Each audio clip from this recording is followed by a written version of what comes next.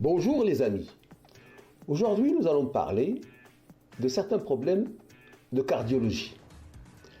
L'American Heart Association, AHA, est une association scientifique puissante qui s'occupe de l'exercice de la cardiologie. Cette association a établi des critères relatant le bon fonctionnement cardiaque. Seul un adulte sur 5 a une santé cardiaque optimale. La présidente de cette association, Madame le Dr Donald Lloyd-Jones, a déclaré: dans l'ensemble, les résultats montrent que la santé cardiovasculaire de la population américaine est sous-optimale et nous constatons des différences importantes entre les groupes d'âge et les groupes socio-démographiques. Voici un aperçu de 8 paramètres essentiels pour examiner la fonction cardiovasculaire. Premièrement, au niveau de la population, plusieurs régimes, dont le plus important est le modèle d'alimentation méditerranéen pour évaluer et surveiller la santé cardiovasculaire.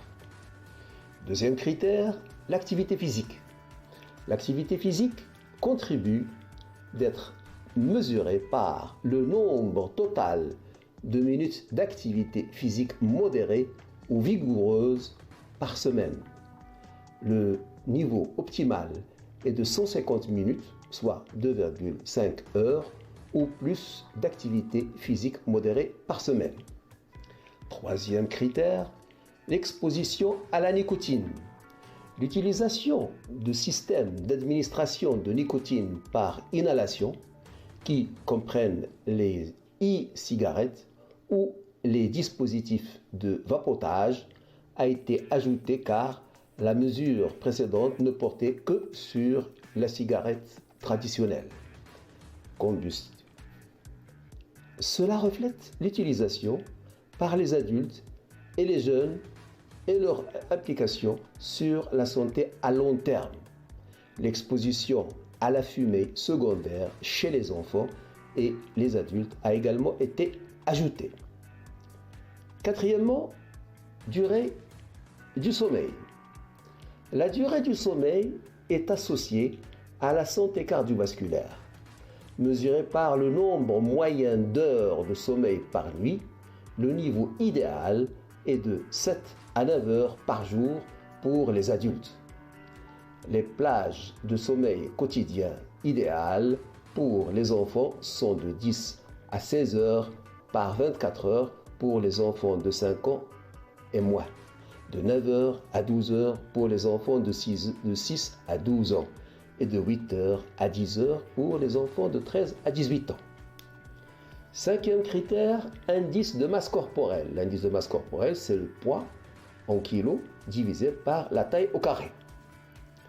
L'IMC reste une mesure raisonnable pour évaluer les catégories de poids qui peuvent entraîner des problèmes de santé. Un IMC de 18,5 à 24,9 est associé aux niveaux les plus élevés de santé cardiovasculaire. Sixième critère, les lipides sanguins. La mesure des lipides sanguins, cholestérol et triglycérides, est mise à jour pour utiliser le cholestérol non HDL comme valeur à surveiller, de préférence au cholestérol total. Septièmement, la glycémie. Cette mesure est élargie pour inclure l'option des lectures d'hémoglobine glyquée ou des niveaux de glucose sanguin pour des personnes avec ou sans diabète de type 1 ou 2 ou prédiabète. Huitième critère et dernier, la pression artérielle.